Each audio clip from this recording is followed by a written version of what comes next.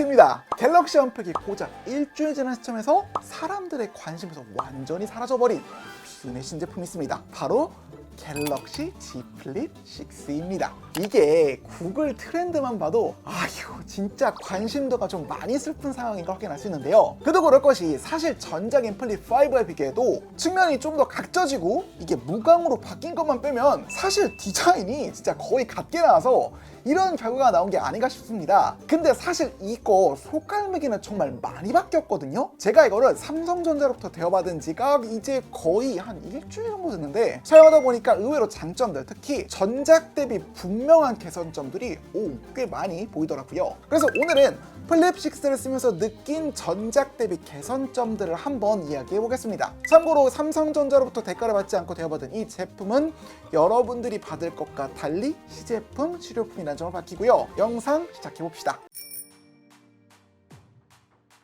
자, 이건 폴드 6에도 없는 오직 플립 6에만 추가된 기능인데 바로 여기 보이는 색상 최적화 기능입니다. 이게 아이폰을 보시면 여기 트루톤이라고 해서 디스플레이의 색상 및 강도를 주변경에 맞춰 조절하는 기능이 있잖아요. 이렇게 끄면 순식간에 선택해지죠. 마찬가지로 삼성의 경우는 올해 S24부터 색상 최적화라는 이름의 비슷한 기능이 추가됐는데 최신작인 플립 6에도 이 기능이 메인 디스플레이에 추가됐습니다. 보면은 이렇게 조명의 색 온도나 밝기에 따라 자동으로 메인 디스플레이의 색상이 변화하는 게 느껴지시죠?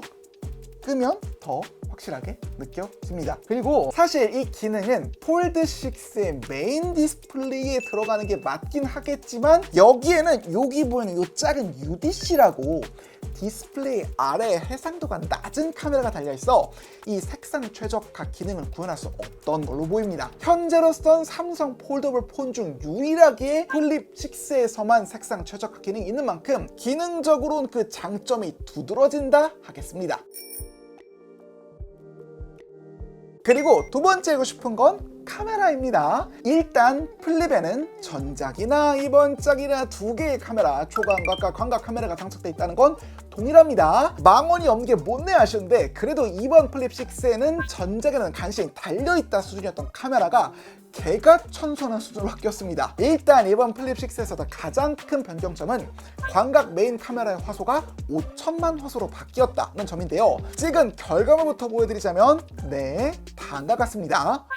이 정도면 그냥 평범한 거 아니냐고요. 같은 곳을 찍은 플립 5의 결과물을 확대하면 이야, 플립 5와 플립 6는 앱 화소 때문에 비교가 불가능할 정도로 퀄리티 차이가 나는 걸 확인할 수 있습니다. 물론 여기서 같은 1200만 화소끼리의 비교가 아니면 불공정하다는 분들도 계실 거잖아요. 그래서 1200만 화소끼리 비교해보면 일견 쨍해 보이는 플립 5가 낫다고 생각하시는 분도 계실 텐데 여기서 문제는 이거를 찍은 당일 서울의 날씨가 흐림이라는 겁니다. 따라서 이렇게 푸르른 하늘을 보여준 이 사진은 사실 너무 색감을 과장한 과보정 결과물에 가까울 수 있고요. 그리고 여기 건물 부분 보면은 거의 사인펜 되고 그린 수준으로 샤프니 강조됐지만 정작 이렇게 사물의 외곽선에는 계단 현상의 발생에 디테일이 다 날아가 버린 걸 확인할 수 있습니다. 반면 플립 6는 보이는 대로, 하늘은 흐린 대로, 윤곽선은 살아있는 대로 많은 정보를 담은 결과물을 그대로 보여줘요. 이번 플립 6에서는 화소 업그레이드와 함께 센서 역시 현역에 가까운 이제는 많은 업데이트와 함께 개선이 이뤄진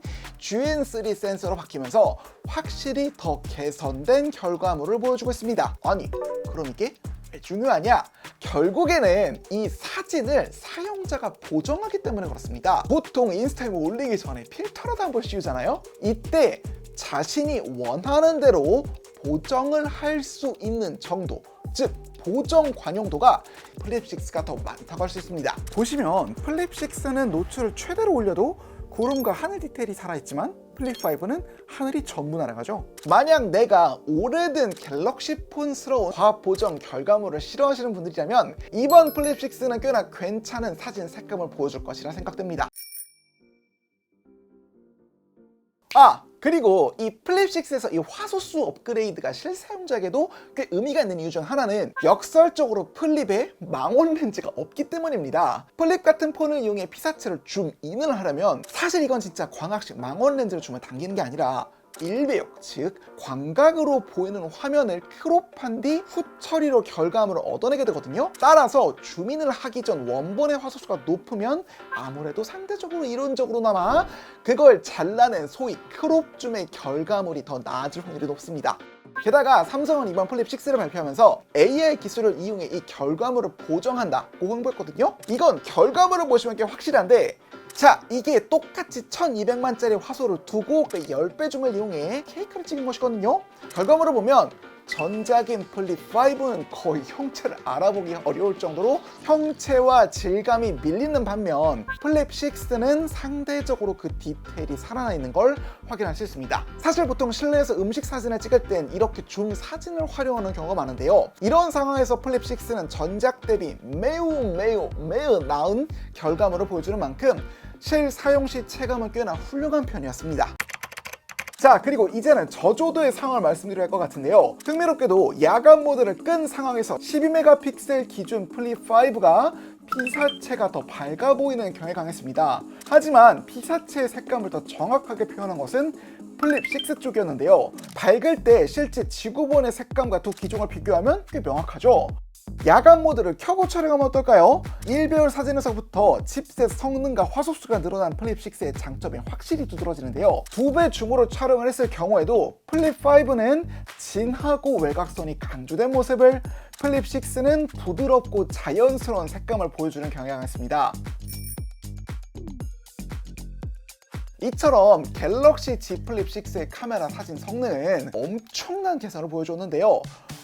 이게 실효품인지는 몰라도 고쳐야 할 부분이 좀 눈에 띄기는 합니다. 자, 이 사진을 봅시다. 이건 플립 6로 찍은 5천만 화소짜리 결과물인데 얼핏 보기엔 꽤 품질이 좋아 보이죠? 실제로 초점이 맞은 정면의 퀄리티는 꽤 훌륭한 모습을 보여주고 있습니다. 하지만 이렇게 주변으로 가면 어떤가요? 이 창문이 매끈하게 밀려버렸죠? 이처럼 플립 6에는 5천만 화소로 찍었을 경우 주변부가 왜곡되는 현상이 꽤 자주 발생했습니다. 또한 촬영을 할 때 플립의 상단부, 그러니까 카메라가 있는 부분이 상당히 뜨거워지더라고요. 그것도 꽤 빠르게 말이죠. 추정하기로는 촬영 자체보다 촬영 후 보정 과정에서 발열이 발생하는 것으로 보이던데, 이게 손으로 만져봐도 뜨거움이 느껴지는 정도라 이 현상이 실제 제품에서도 지속된다면 개선이 필요할 것으로 보였습니다. 이제는 넘어가서 동영상을 이야기해볼까요? 성능을 이야기하기 전에 기능부터 언급하자면 이번 플립 6에 나온 새로운 기능 중 소소한 업그레이드 항목으로 캠코더 모드라는 게 있습니다. 이게 뭐냐면 플립을 90도로 쥐고 동영상 촬영을 해서 마치 휴대폰이 아닌 캠코더로 촬영을 하듯 폰을 제어할 수 있는 기능인데요.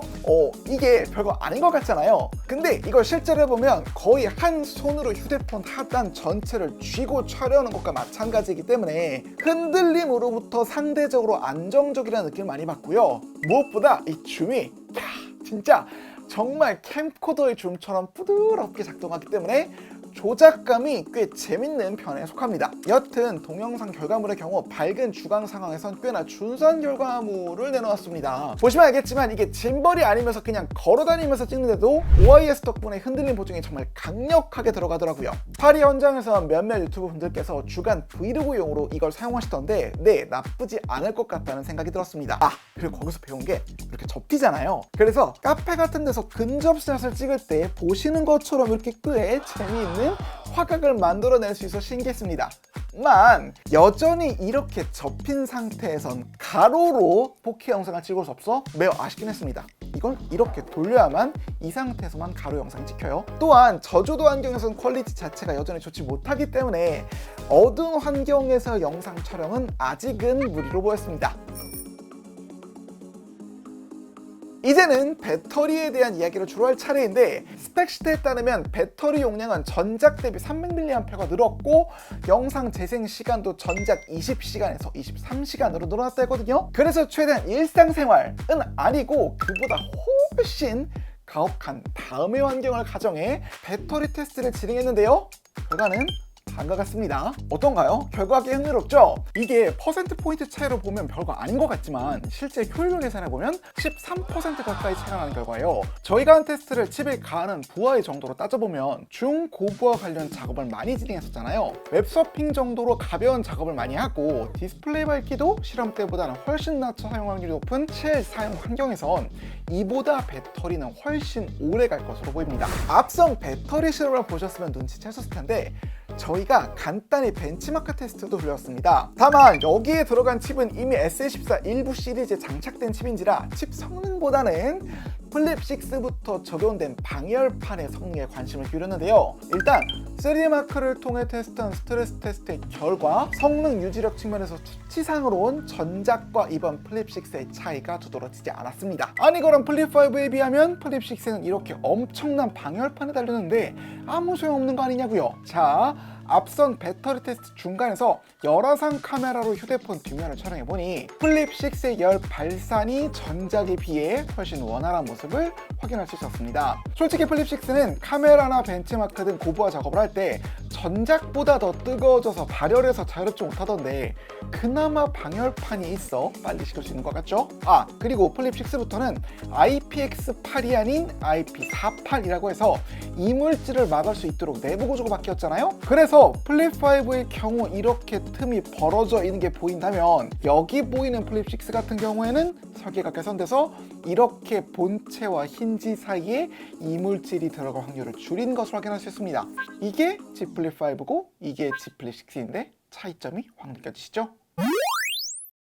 자, 오늘은 이렇게 사람들의 관심에서 잊혀진 갤럭시 Z 플립 6를 좀 살펴봤는데요. 사실 이번 플립 6는 외형적으로 변화를 느끼기엔 큰 차이가 없다 생각할 분이 많을 것 같습니다. 하지만 실제로 제품을 써보니 전작 대비 큰 향상, 특히 많은 실 사용자들이 불편해했던 지점에서 상당히 큰 변화가 있다는 것을 확인할 수 있었습니다. 농담 반 진담 반 플립은 예쁜 것이 원툴이다 하는 말을 했었는데 이제는 그보다는 조금 더 그 값에 맞는 성능과 기능을 갖췄다는 생각이 드는군요. 여튼 이 플립 6에 대한 여러분의 선택은 어떤가요? 구매를 하실 생각인가요? 여러분의 생각을 댓글로 남겨주세요. 구독과 좋아요를 간절히 바라며 영상 마칩니다. 끝! 네, 저는 진짜 괜찮았어요. 이번에 산다면 저는 플립 6를 추천을 하고 싶습니다. 심지어 직전에 이 제품을 사셨던 분들이라도 후회하지 않을 정도로 성능이 많이 업그레이드 되긴 했어요.